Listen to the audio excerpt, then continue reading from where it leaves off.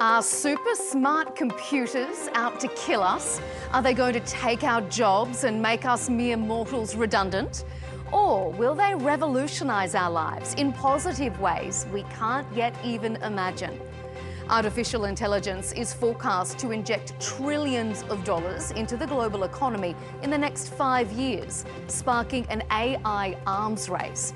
But will it be a system update or a collective crash? It's up for debate here on Counterpoints with me, Melinda Nucifora.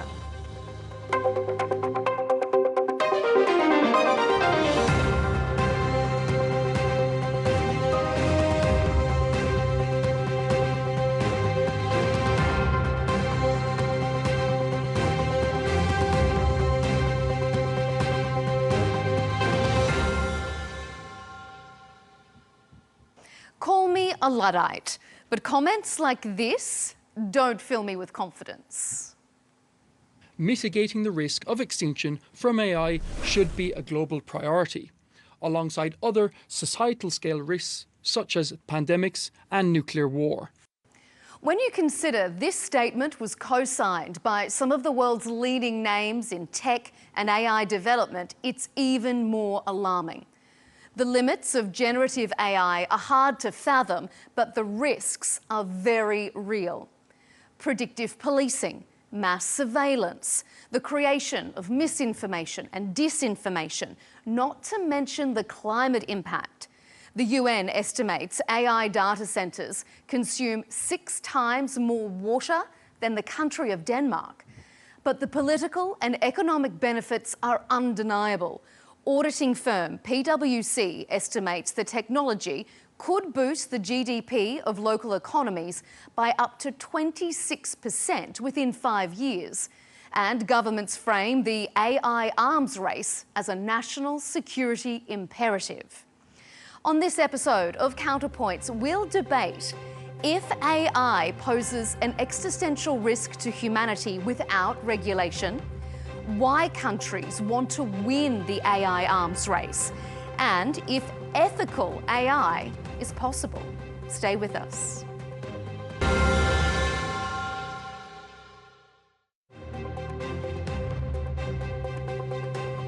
To tackle these high-tech pros and cons, I'm joined by Dr. Roman Yampolskiy, a computer scientist at the University of Louisville, known widely for his work on AI safety and cybersecurity, and Amjad Masad, the CEO of Replit, an American AI company that empowers non-technical people to create software, build websites and apps using artificial intelligence. Gentlemen, welcome to Counterpoints. It's hard to believe that ChatGPT, the program that largely introduced AI to mainstream consumers, has been around for less than 3 years. The technology has moved so far, so fast, and it seems that there are still 2 existing camps within AI. The doomsters, who think artificial intelligence needs to be heavily regulated due to the risk it poses to humanity, and the optimists, who think those fears are overblown. Amjad, you're at the forefront of the commercial development of AI. Do you get a sense that this technology poses an existential threat to humanity? No. I think a lot. I'm curious about Dr. Yampolskiy's kind of argument, but I think that generally when I've heard those arguments, they tend to rely on these sort of chain of events that every one of them is sort of implausible and sort of logical leaps. And so it's never been convincing. And when I look at their solutions, they tend to talk about how to stop AI development or pause it or delay it. And I think then you need to think about the opportunity cost. Even if you take their concerns into account, the opportunity costs of stopping AI are massive. You know, AI could cure cancer, could help us with drug discovery, could push standards of living up all over the world. It is the frontier of technology, and technology has always been the thing that pushed humanity forward. Dr. Yampolskiy, I know that you have a very opposite view. Why do you think it poses a risk, and how much of a risk do you think it poses? So we need to be clear about what type of AI we are talking about. AI today is a tool. It is wonderful. It helps us cure diseases. It helps us make economic progress. Absolutely no objections to narrow AI for solving specific problems. But all the companies, leading labs, are working on creating general AI, and quickly after superintelligence systems, they claim will be able to do anything any human being can do, including outsmarting individuals and humanity as a whole. That's a very different type of technology. It's not just a tool, it's an agent. We don't know how to control agents smarter than us. We have some idea on how to put filters on modern models. We can tell them, don't talk about this topic or don't say that word, but absolutely no one made a claim that they have a working safety mechanism which scales to any level of capability. And we see it with evals being produced with those models. Usually they will tell us, okay, the model during testing lied, it tried to copy its own code to some other server, but it's okay, we're gonna release it anyways, and the next model is coming in a month. What do you think about that, Amjad? Can it be limited to not this super smart version of AI? It doesn't feel as if AI developers are interested in limiting the scale and the scope. You know, I would disagree that agents are not here. They are here. You know, at my company, I think we built the most at-scale software development agent, and it helps people build software, and it's been sort of a wonderful tool. It can work for 15, 30 minutes, you know, after your initial prompt to build your website. You know, when these labs are building agents, they're building them for commercial reasons. So I don't see why they would build these AGI sort of systems that that Dr. Yampolskiy is talking about that sort of could destroy humanity. And again, like the systems that we're hearing about as sort of, you know, sounds like more science fiction and not really tied to Earth. You know, the labs will say a lot of things. You know, they're trying to boost their you know, their valuation, they're trying to attract certain talents, and we need to kind of separate marketing from the real development that's happening. Every model that comes out is tied to commercial activities. It's trying to be user friendly, and it's unclear to me when that sort of barrier would be crossed, where, you know, AI would suddenly become this sort of singleton that tries to take over the world. And by the way, you know, all these AIs are going to be different. All these labs are going to be building different AIs, or, you know, all these countries are going to be building different AIs. So it's unclear to me how this massive sort of Skynet type AI is going to take over the world. Dr. Yampolskiy, if it is, as Amjad says, this is commercial, why would a commercial entity create something that would damage its commercial viability? That's a great question. So all the heads of top AI labs, whatever it is, OpenAI, Anthropic, Grok, DeepMind, are on record as saying they believe this technology is extremely dangerous. They think it is very likely to possibly cause an existential catastrophe. For example, Elon Musk lately says it's only 20%. Okay, how is this helping them to promote the lab commercially? Is this statement bragging about how great their system is? No, this is what they said before they were CEOs of those labs. This is what they honestly believe in. Right now, they are in a situation where they have commercial pressure to continue developing those systems. They cannot stop and tell investors, we're going to slow down and try to figure out safety first. They are in an arms race, basically prisoner's dilemma. What benefits the group is not what benefits individuals. As an individual head of a lab, you want your model to be the most advanced one, then the government steps in and says, this is becoming a little too much, so we need to slow down. So commercially, yeah, you want to be at the head of a competition. You want to be the first model to get to human level performance and get all the benefits of creating free labor, cognitive and eventually physical labor. So that's exactly what we observe. I'm not sure there is any leader of the lab which claims that safety is not an issue or that they have a solution which will scale to the next level of performance. Usually they say we'll figure it out when we get there, or AI will help us solve it when we get there.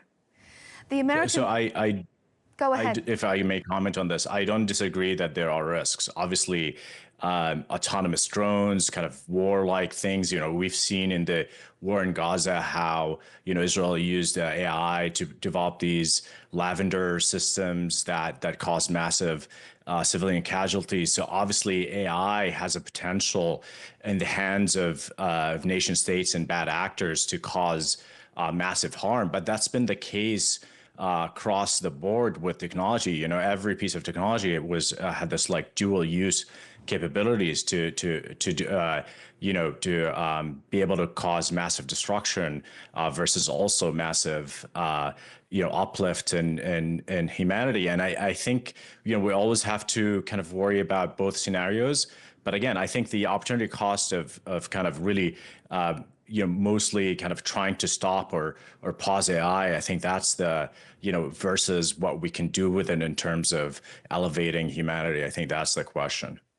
Where do you see that balance then, Dr. Yampolskiy, between the creator and destroyer of worlds, so to speak, if we can liken it to the discussion around the nuclear bomb, if we're talking about, it could be used negatively by anyone, but maybe it won't be used negatively by anybody.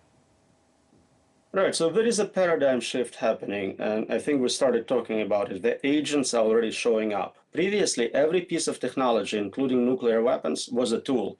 Some humans somewhere made a decision to use it, and if they used it for good or for bad, that was on that human being. We're starting to create agents.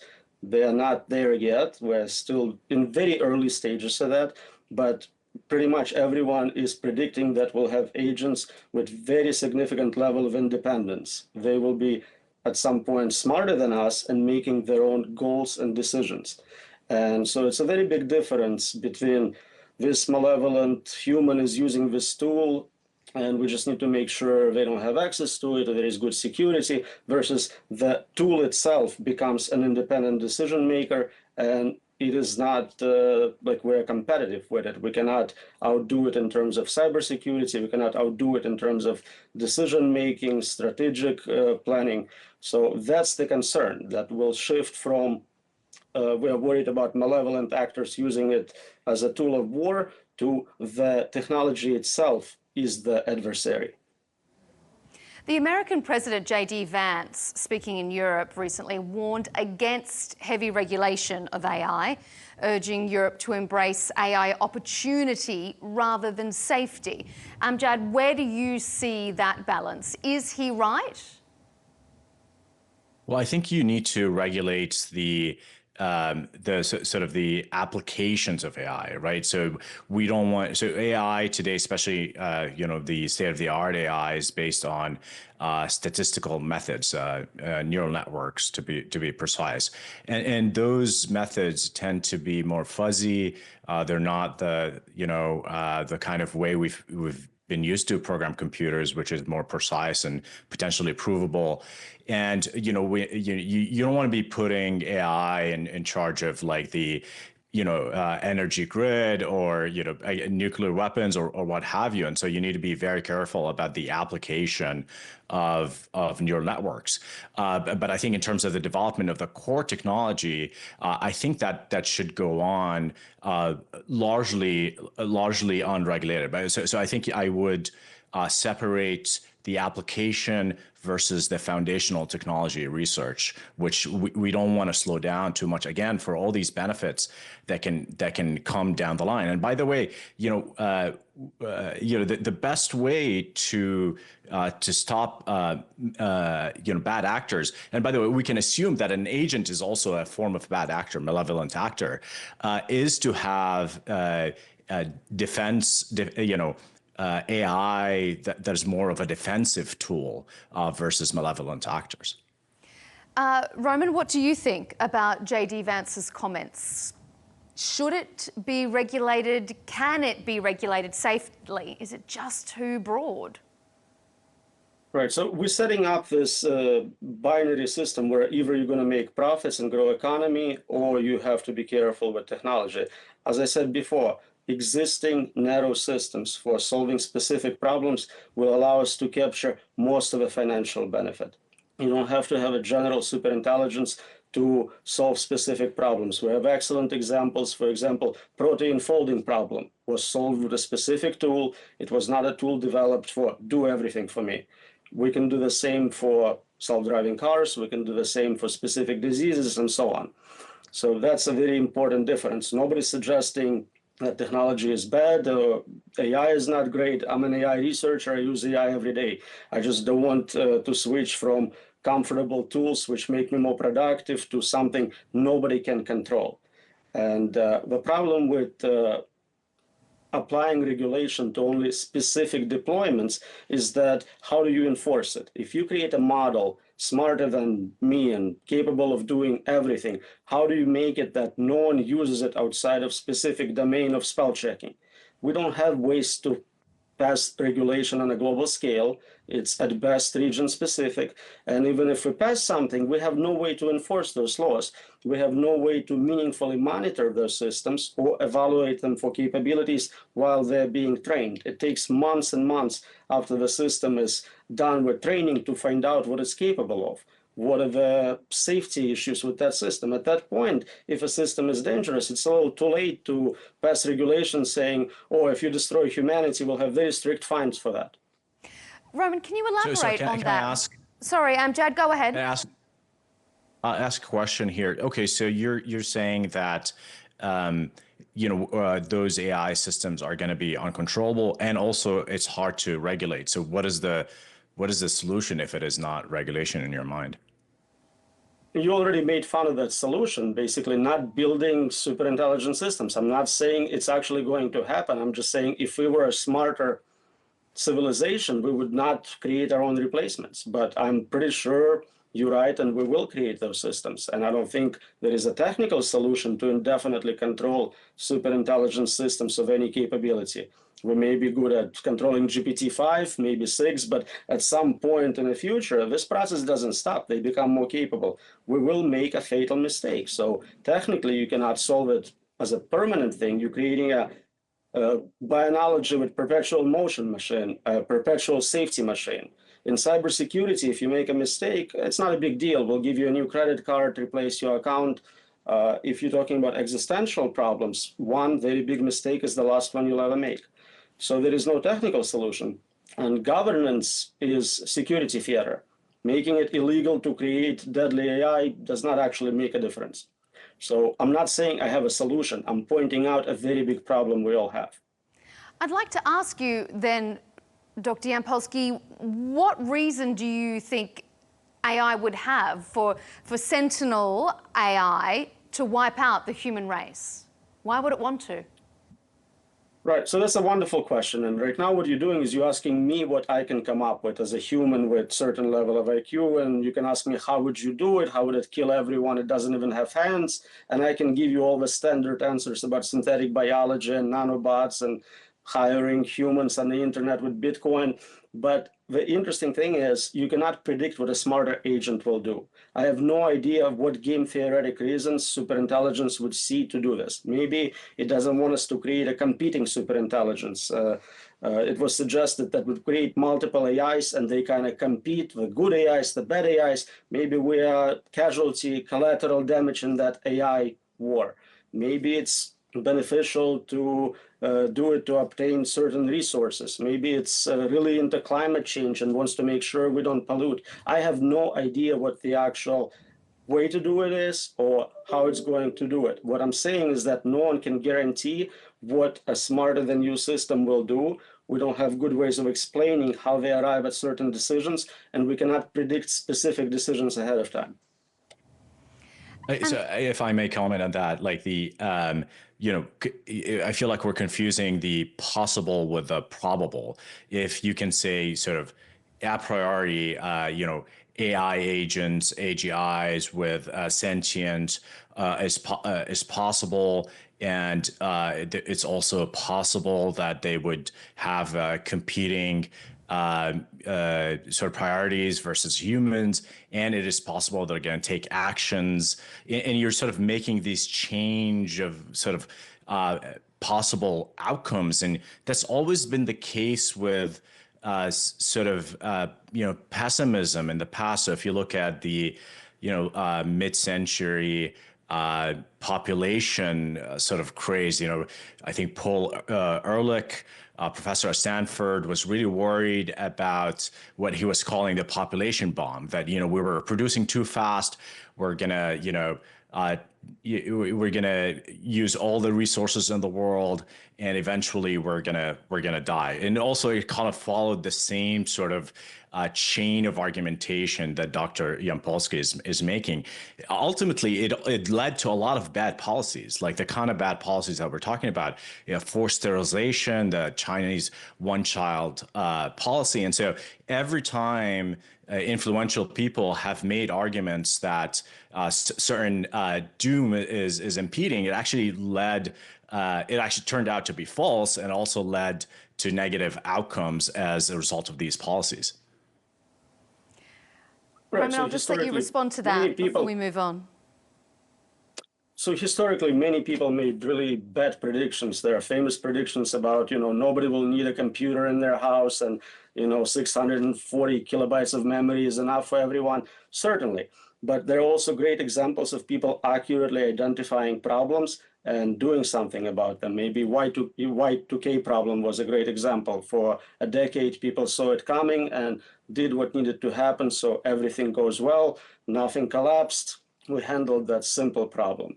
Right now, we are having this conversation as if it started today, and we are making predictions about the future. This conversation about AI safety is decades old, and you can go back and see what predictions people made.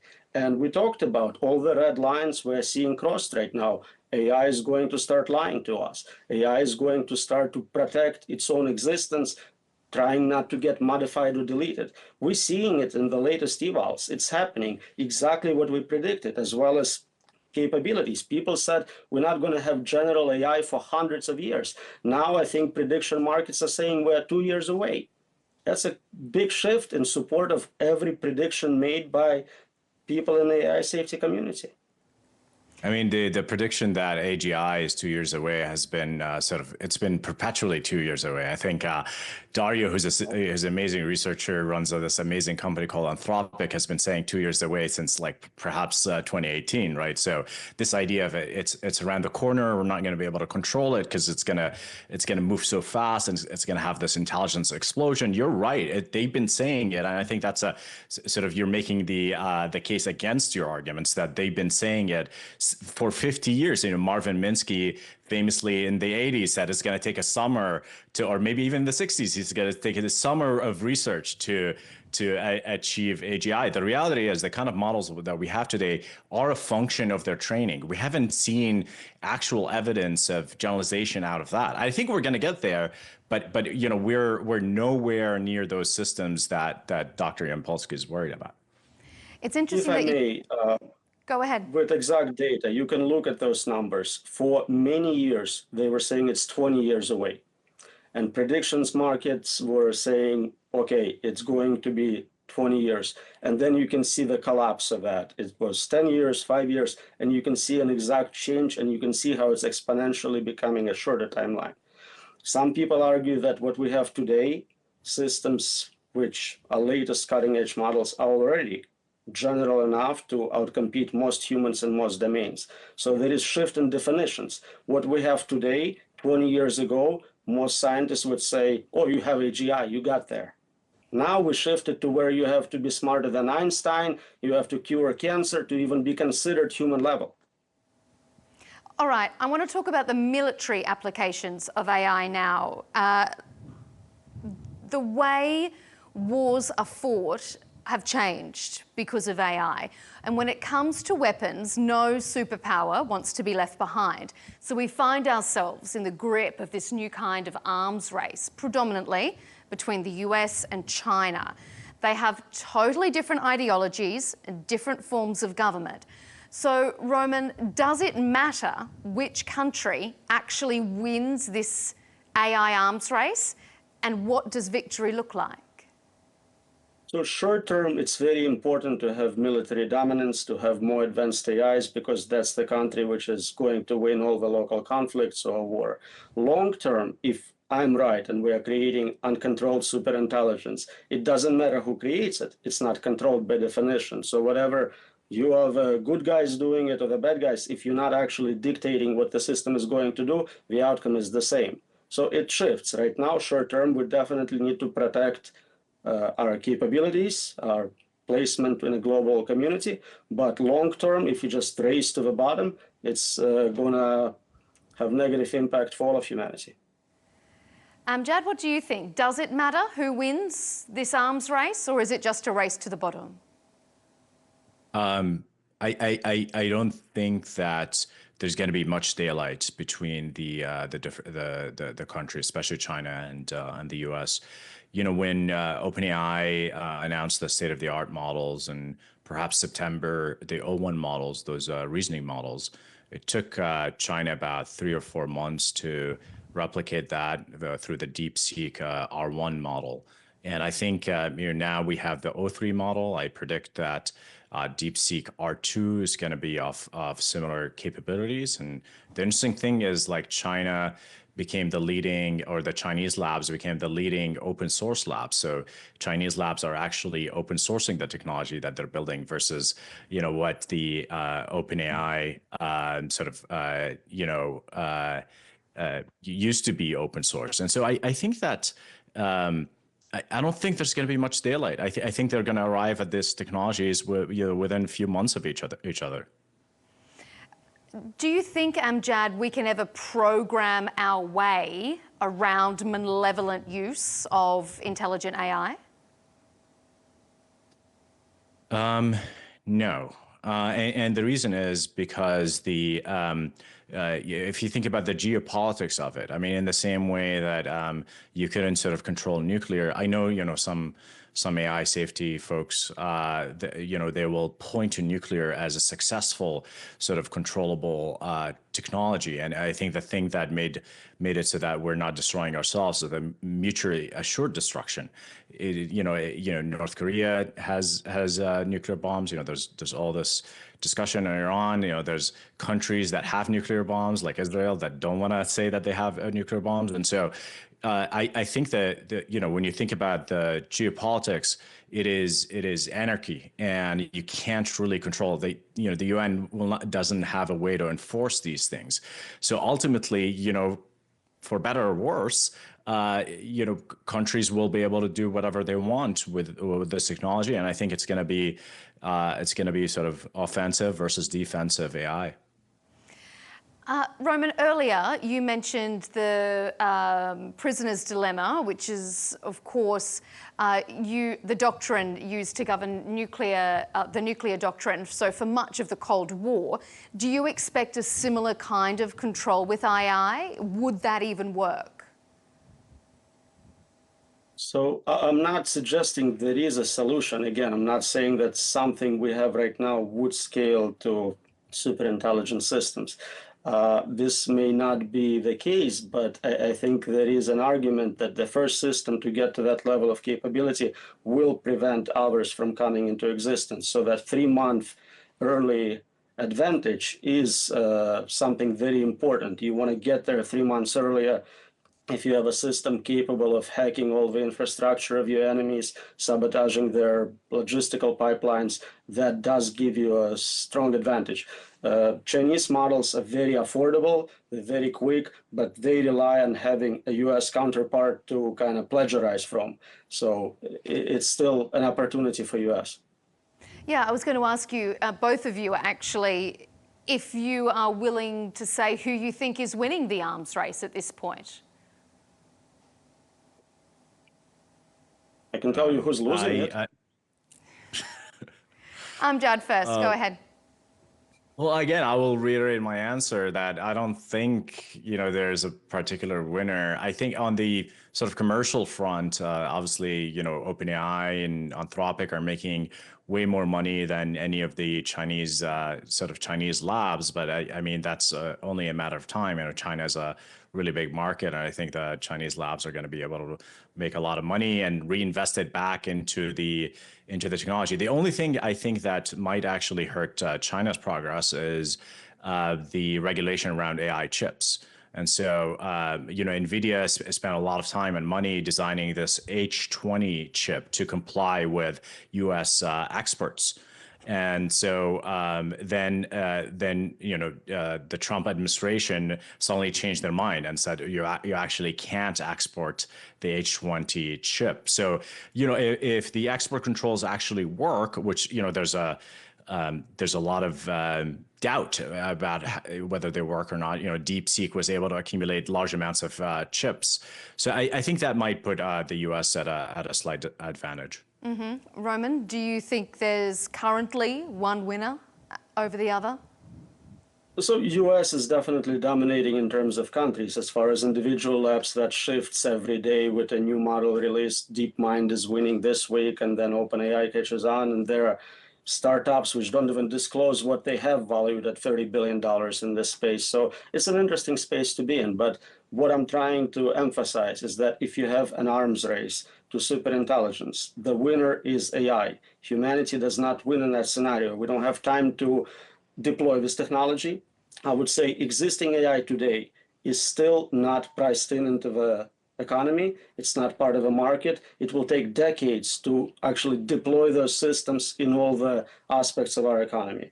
So there is a lot of untapped financial benefit, but somehow we feel that the only way to really make money in this space is to get more investments into the startup and get the more powerful model out before the competition. And I think we need to realize that the real money and the real benefit is in enjoying the tools we developed over the last couple of years.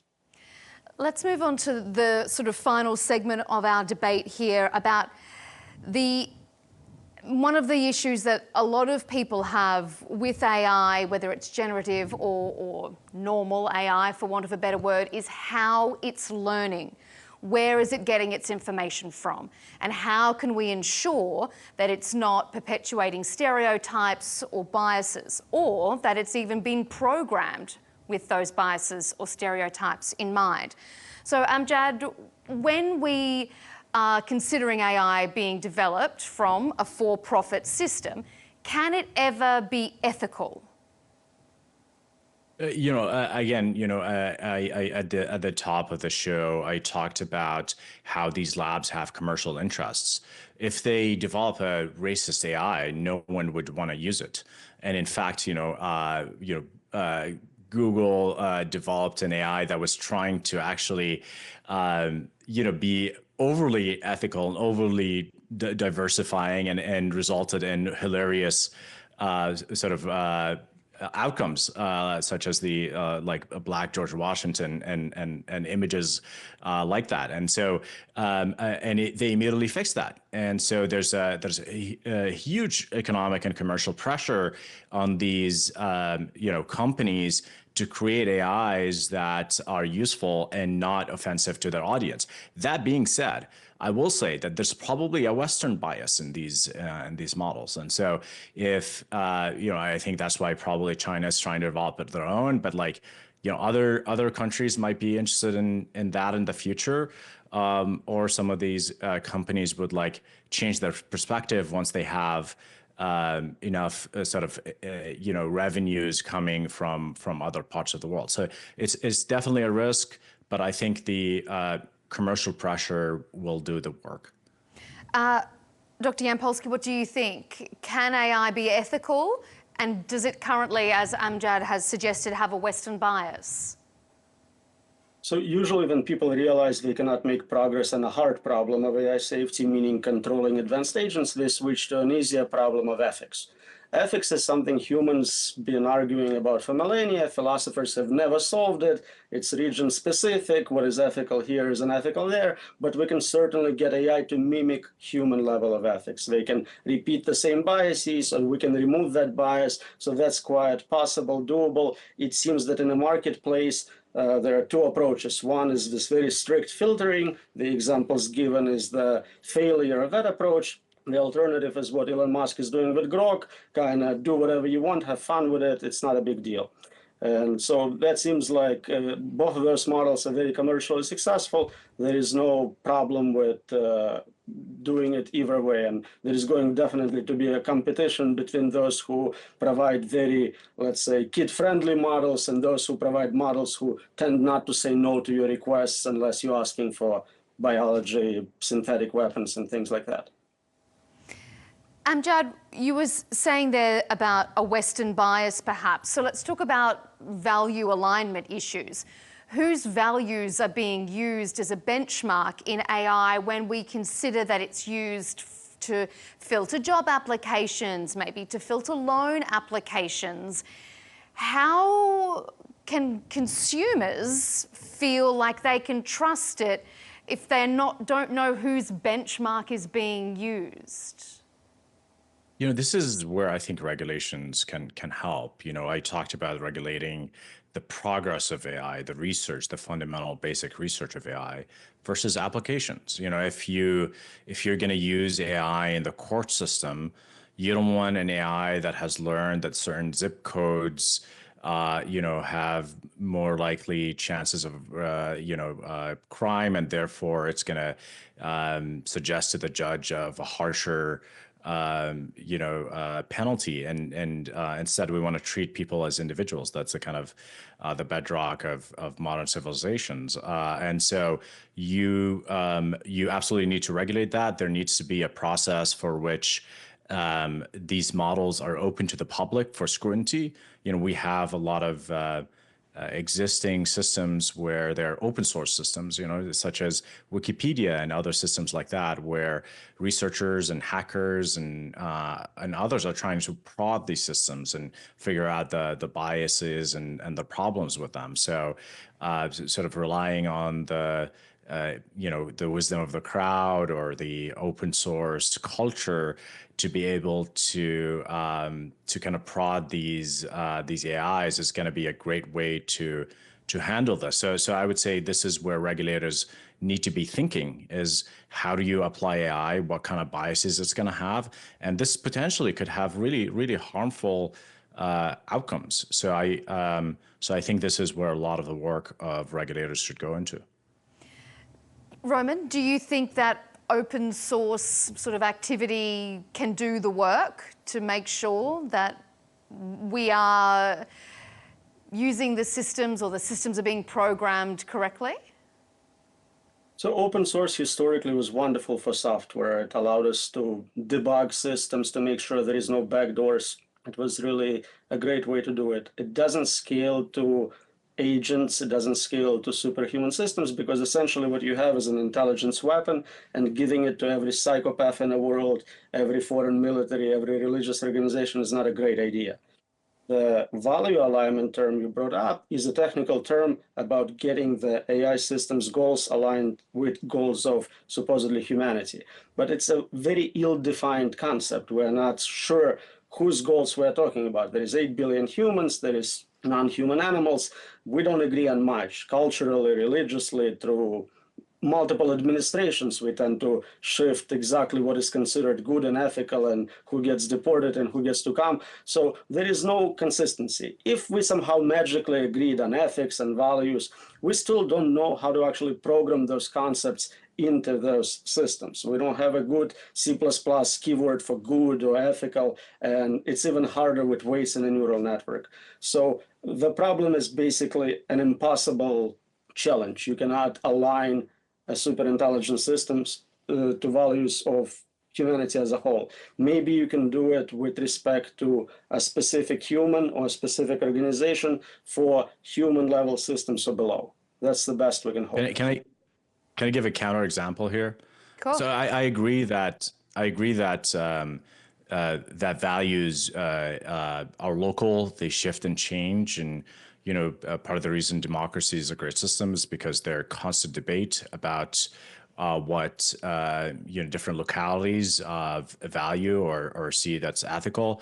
So when DeepSeek came out, the researchers and open source hackers found that it has a Chinese bias. It can't talk about the Tiananmen Square incident, for example. And so a company called Perplexity, a Western Silicon Valley company, took DeepSeek and actually removed some of these biases from it and then hosted it on their infrastructure by kind of removing those layers that are actually embedding sort of the Chinese ideology or bias. And this is the wonderful aspect of open source. There's going to be a lot of disagreement, and ultimately, people will make the right decisions for their town, for their country, for their company, and that's the wonderful thing about the free market and open source. If I may respond to that, there is at least 3 papers arguing that you cannot remove bias. It's mathematically impossible. What you do is you shift bias around. And that's a great example where China had their own preference and we shifted it to ours. And then, I don't know, India will come in and add a 3rd variant. So yeah, you can absolutely push around bias, but at the end, that's what learning is. You're learning patterns about the world, and somebody's not going to like those patterns and they're going to call it biased. But that's what it is. Well, that's exactly what I'm saying. I mean, that's humanity. I mean, we compete on different things, including values. And if India wants to embed their own values, or you can call them biases, that's great. Right. But what happens when you have a smarter than human system? It gets one of those sets of values, and you get value lock-in, where that system is now enforcing that static set of values on everyone, and you no longer have an option to modify it or change it because you're no longer in charge. Well, you're assuming that we're going to have a singleton. You're going to have, you're assuming, you're back to these sort of massive leaps of assumptions. You're assuming that there's going to be an intelligence explosion, which, that there's a lot of disagreement on that. There's a lot of limiting factors around compute, around research. A lot of people, have longer timelines for that. But the other thing is it's not going to be a singleton. We talked about the different arms race. We talked about the different, systems, the defensive and offensive systems. And so, again, I think you're making the assumptions and then arguing from that perspective. And I, fundamentally disagree with the assumption. A lot of your peers disagree with those assumptions. Right, but you're bringing up things like longer timelines, and it's perfectly fine. It could be 5 years, 10 years, whatever number. At the end of that time period, we're facing the same exact problem. And I will argue that you're not going to make progress on controlling superintelligence, even if it takes 25 years. Longer timelines used to be 500 years. Now people talk about 6 years as it's like so far in the future, we can't even plan for it. Yeah, that's true. So I will say that for example, with climate change, we think that the longer the timeline, the more likely we are going to come up with solutions. And actually, we think that AI is part of the solution. So I think as time goes by, we're going to have more of an ability to create those systems. And again, different countries will have different systems, and it's going to be sort of the free market, or it's going to be the anarchy of geopolitics that's going to have this all versus all system. And I don't think it's going to be this massive Skynet singleton, which again you're assuming. Dr. Yampolskiy, I want to ask you. Sorry, I just wanted to ask you a question. If we're talking about whether your belief that AI could get to a point where it's smarter than humans, could it not get to a point where it's more ethical than humans as well? Yes. The problem with that is ethicists disagree on what's ethical. There is negative utilitarian belief system which says absolutely the worst thing in the world is pain and suffering. We need to do whatever we can to end all pain and suffering. And the best way to do it is to have no living beings around. So I think, again, this is the kind of the trend in this conversation where Dr. Yampolskiy kind of, make these sort of leaps. There are philosophers, there are a few philosophers that made the negative utilitarian argument, again, because it's fun to think about and it's exciting, and a lot of philosophers like to kind of make up these situations and these various tensions.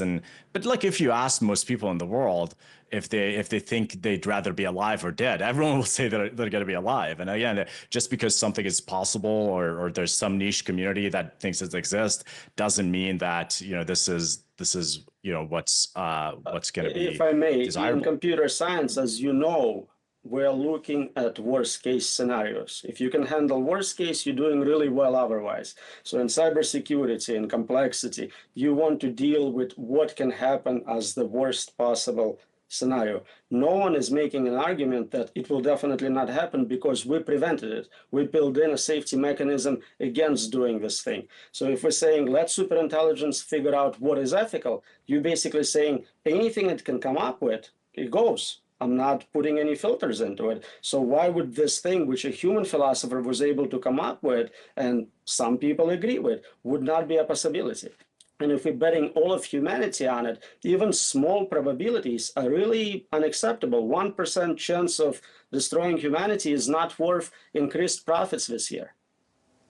Today, the way AI is trained, it's actually surprised a lot of safety researchers. So the lineage, and I'm not saying that that's you agree with, but Eliezer Yudkowsky and sort of the rationalist lineage of AI safety, we're always talking about sort of the discrete type of AI, the AI that is not based on neural networks, and it kind of makes these very dumb logical errors and ends up doing things like the paperclip maximizer, where it turns the universe into paperclips because you asked for more paperclips, which is fundamentally kind of a joke of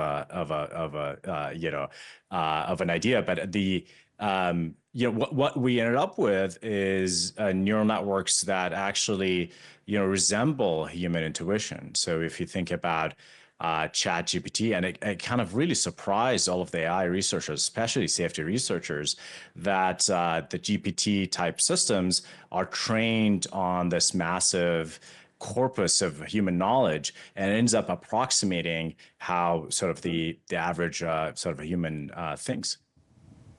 I'll agree with you completely. And humans are fundamentally unsafe. We invented religion, ethics, lie detector tests, and they still betray us every time. If you give a human access to more resources, they get corrupt. Corruption happens at all levels. The more resources you give someone, the more likely they become a dictator. We are lucky because humans die. Eventually, the guy gets 90 years old and the problem solves itself. AI is immortal. You're not going to get that lucky. If we're talking about resources, immortality, let's finish up with my final question about climate change.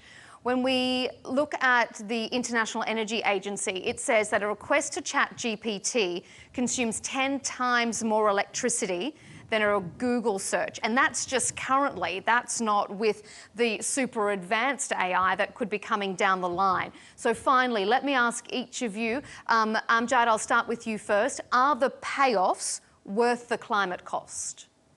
100%. Like, I think today that ChatGPT, I think, is boosting global IQ.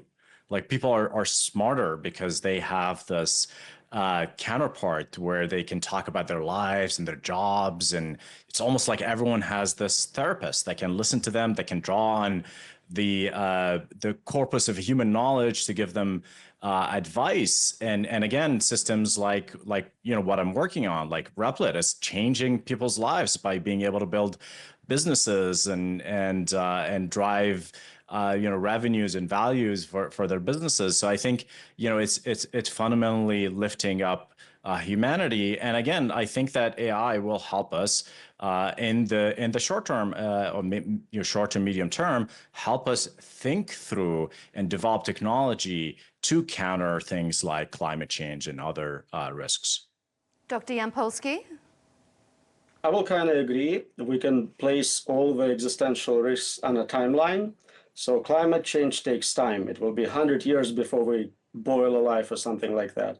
Whereas predictions for AI are much closer. So either I'm right and we don't have to worry about climate change, or my opponent is correct, and then AI will solve it for us if the outcome is good. So in either case, I wouldn't worry too much about energy production in terms of impact on climate. To Starkly opposing views, and that is what we love here on Counterpoints. It's what we're all about. Gentlemen, it's all we have time for. Dr. Roman Yampolskiy, a computer scientist at the University of Louisville, and Amjad Masad, CEO of Replit. Your counterpoints on this particular topic are very valuable to us. Thanks for joining us on Al Arabiya English.